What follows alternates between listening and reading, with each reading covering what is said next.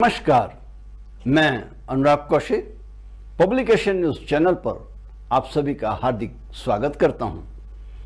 श्री राम जय जय राम, श्री राम जय जय राम, श्री राम जय जय राम, श्री राम जय जय राम। आज की चर्चा का विषय है मोर पंख से होने वाले लाभ। प्रारंभ एक प्रसिद्ध भजन की पंक्तियों के साथ। श्री राधे गोविंदा, श्री राधे गोविंदा, मन भजले हरि का प्यारा नाम है। गोपाला हरि का प्यारा नाम है, नंद लाला हरि का प्यारा नाम है। मोर मुकुट सिर गलबन माला, केसर तिलक लगाए, केसर तिलक लगाए। वृंदावन की कुंज गलिन में सबको नाच नचाए, ओह सबको नाच नचाए। श्री राधे गोविंदा, मन भजले हरि का प्यारा नाम है। गोपाला हरि का प्यारा नाम है, नंद लाला हरि का प्यारा नाम है। मित्रों, कभी विचार किया कि सनातन धर्म में सभी देवी देवताओं को मोर पक्षी, मोर पंख को ही अपने साथ रखना और उसके पंख को मुकुट में सजाकर अपने मस्तक पर धारण क्यों किया जाता है?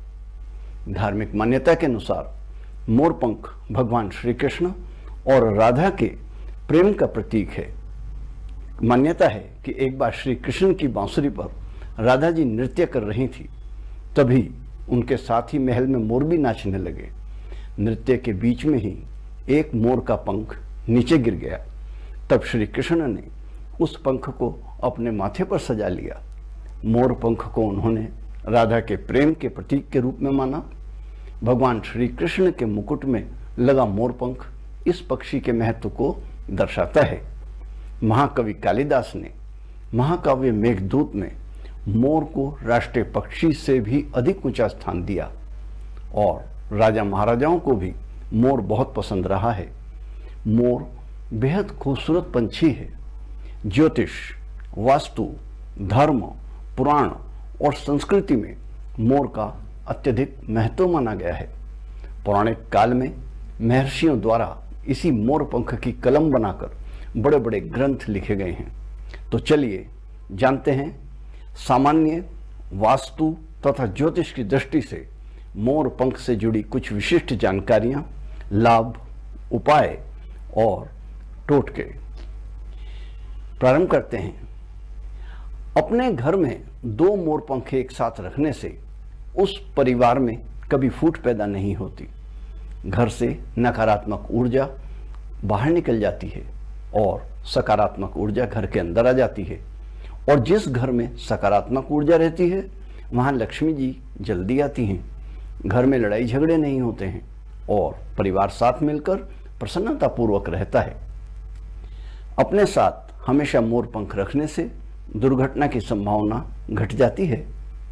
मोर पंख को अपने पास रखने से आपका भाग्य प्रबल हो जाता है। यदि आपका बच्चा पढ़ाई में कमजोर है या उसका पढ़ाई लिखाई में मन नहीं लगता हो तो आप उसके स्कूल के बैग में एक मोर पंख रख दें। बचपन में मोर पंख या मोर पंखी के पौधों की पत्तियों को बच्चे अपनी पुस्तक में विद्या माता का पत्ता बोलकर रखते थे। मोर पंख को किताब में रखने से उस किताब का पढ़ा याद रहता है। ऐसा करने से आपके बच्चे का पढ़ाई में मन लगेगा और परीक्षा में अच्छे अंकों से पास होगा। मोर का प्रिय भोजन सांप है। यही कारण है कि सांप मोर से डरता है, इसका बैर है आपस में। यदि आपको सांप से डर लगता है तो आप अपने पास घर में एक मोर पंख अवश्य रखिएगा। ऐसा करने से सांप आपके पास, आपके घर के पास नहीं आएगा। मोर पंख को घर के बाहर भी लटका सकते हैं। घर का मुख्य द्वार यदि वास्तु के अनुसार नहीं बना हुआ है तो उस द्वार पर 3 मोर के पंख लगा दें। साथ ही इस मोर के पंख के नीचे आपको भगवान श्री गणेश का चित्र भी लगाना होगा। ऐसा करने से वास्तु दोष दूर हो जाता है और घर परिवार पर कोई भी मुसीबत या तकलीफ नहीं आती है। मोर पंख को सिर पर रखने से विद्या लाभ होता है, अर्थात जिस व्यक्ति की बुद्धि क्षीण है, कमजोर है, तो उसमें सुधार होता है। मोर पंख को अपनी टोपी पर लगा सकते हैं या घर में ही रोजाना कुछ घंटे सिर पर पहन सकते हैं, लाभ होगा। हिमाचल प्रदेश में आज भी अपनी टोपी में फूलों के साथ लोग लगाते हैं। यदि आपके जीवन में अचानक एक साथ दुखों का पहाड़ टूट पड़े और आप बहुत बड़ी मुसीबत में फंस जाएं, तो घर के कमरे में या अपने बेडरूम में मोर पंख लगाना चाहिए। इस बात का ध्यान रखें कि यह मोर पंख आपको कमरे के अग्निकोण में ही लगाना होगा। ऐसा करने से सारी मुसीबतें धीरे धीरे दूर हो जाएंगी। सुखी दाम्पत्य जीवन के लिए अपने विवाह वाले एल्बम में एक मोर पंख रख दें। ऐसा करने से पति पत्नी में झगड़े नहीं होंगे और आपसी प्रेम और सौहार्द में बढ़ोतरी होगी। मोर पंख को रात में अपने घर आंगन के बाहर रख दें। ऐसा करने से नकारात्मक ऊर्जा का नाश होता है और घर में शांति बनी रहती है। यदि आप जीवन में सफल होना चाहते हैं तो अपने पास एक मोर पंख रखना शुरू कर दें। इस मोर पंख से निकलने वाली पॉजिटिव एनर्जी आपको किसी भी काम में फेल नहीं होने देगी। यदि आप रात को डरावने सपनों से परेशान रहते हैं तो अपने सिरहाने मोर पंख को रखकर सो जाएं। ऐसा करने से डरावने सपने आना तो बंद होंगे ही, साथ ही आपको अगली सुबह मनमोहक ताजगी महसूस होगी। मोर पंख को घी में डुबोकर पीपल के पेड़ पर बांध देने से शत्रुओं का विनाश होता है। यह उपाय करने से शत्रु आप पर कभी विजय प्राप्त नहीं कर सकता।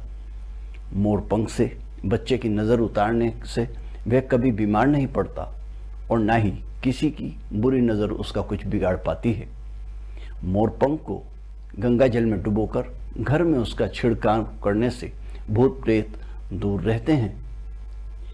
ग्रहों के बुरे प्रभाव को कम करने के लिए भी मोर पंख का प्रयोग किया जाता है। यदि आपकी कुंडली का कोई ग्रह आपको हानि पहुंचा रहा है या परेशान कर रहा है, तो ऐसे में आप मोर पंख पर 21 बार उस ग्रह का मंत्र बोलकर पानी के साथ छींटे दें। हो सके तो उसमें गंगा जल का मिश्रण कर दें और ऐसे स्थान पर रख दें जहां से ये लोगों को या स्वयं आपको दिखाई ना दे। मान्यता के अनुसार ऐसा करने से ग्रह का गलत प्रभाव दूर होता है। विशेष रूप से जिन लोगों की राशि में राहु दोष होता है, उन्हें अपनी जेब में या डायरी में मोर पंख रखना चाहिए। ऐसा करने से राहु दोष चला जाता है और आपको आपके कार्यों में कोई बाधा उत्पन्न नहीं होती। अब मैं आपको कुछ बरती जाने वाली सावधानियों के बारे में बताता हूँ, जिनका ध्यान रखने से आपको लाभ होगा। मोर पंख को कभी भी जमीन पर न फेंकें। इसे श्री कृष्ण भगवान का अपमान समझा जाता है। ऐसा करने से आपके घर के विकास में बाधा आती है। आप मोर पंख को कभी लात ना मारें, वरना आपके साथ कोई अनर्थ हो सकता है। यदि कोई व्यक्ति आपको अपनी मर्जी से प्रसन्नचित्त होकर मोर पंख देता है तो आपके जीवन की सफलता के सारे मार्ग स्वतः खुल जाते हैं। किंतु इस बात का ध्यान रखें कि आपको उसने यह मोर पंख स्वयं अपनी इच्छा से दिया हो। यह मोर पंख स्वयं आपको अपने मुंह से नहीं मांगना है, उन्हें आपको ये स्वेच्छा से देना होगा, तभी इसका लाभ आप उठा पाएंगे। पुरानी मान्यताओं के अनुसार मोर पंख मोर के मरने पर या उसके झड़ने के बाद भी सदा जीवित रहता है। यही कारण है कि इसका असर इतना प्रभावशाली और प्रबल होता है कि जब आप इसको धारण करते हैं तो ये सारे लाभ आपको मिलने प्रारंभ हो जाते हैं। अतः आप जब भी मोर पंख को खरीदें तो उसे शुभ मुहूर्त देखकर ही खरीदना चाहिए। अशुभ मुहूर्त पर खरीदा गया मोर पंख लाभ के बदले उल्टी हानि ही पहुंचा सकता है। आप जब भी कोई मोर पंख खरीदें तो इस बात का विशेष ध्यान रखें कि वह कहीं से खंडित ना हो, यानी टूटा हुआ ना हो। ऐसा मोर पंख पास में रखना अशुभ समझा जाता है। इसलिए हमेशा मोर पंख साबुत, सुंदर और सही स्थिति वाला मोर पंख ही लगाइएगा। मोर पंख को घर में लगाने से भगवान श्री कृष्ण का नाम अवश्य लें। ऐसा करने से घर में समृद्धि आती है और सारे रुके कार्य भी समय पर पूर्ण हो जाते हैं। विशेष रूप से घर के दक्षिण और पूर्वी कोने में मोर पंख लगाने से घर में हमेशा बरकत बढ़ोतरी बनी रहती है। मोर पंख को घर की तिजोरी या पूजा स्थल वाली जगह पर रखने से घर में धन का कभी अभाव नहीं रहता है, कमी नहीं रहती है। आपकी तिजोरी हमेशा धन से भरी रहती है, धान्य की कोई कभी अभाव महसूस नहीं होता है।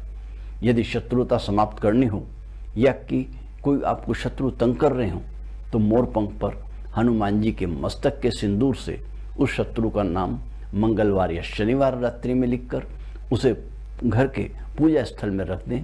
सुबह उठकर उसे चलते हुए पानी में प्रवाहित कराएं। मोर पंख की पूजा करें या हो सके तो उसे हमेशा अपने पास रखें। मोर पंख को घर में रखने से परिवार के सदस्यों की स्वास्थ्य सेहत अच्छी बनी रहती है और ग्रहों की शांति के लिए तो यह सर्वोत्तम उपयोगी आता है। आर्थिक लाभ के लिए किसी मंदिर में जाकर मोर पंख को राधा कृष्ण के मुकुट में लगाएं और 40 दिन बाद घर लाकर अपने लॉकर या तिजोरी में रख दें। बुरी नज़र से कभी आपको बच्चों को बचाने की आवश्यकता पड़ दे तो मोर पंखी को चांदी के ताबीज़ में उसको पहनाकर धारण कराएं। तो बने रहिएगा हमारे साथ पब्लिक एशिया न्यूज़ चैनल पर इसी प्रकार की धार्मिक जानकारियों के लिए। धन्यवाद। नमस्कार। जय जय श्री सीताराम।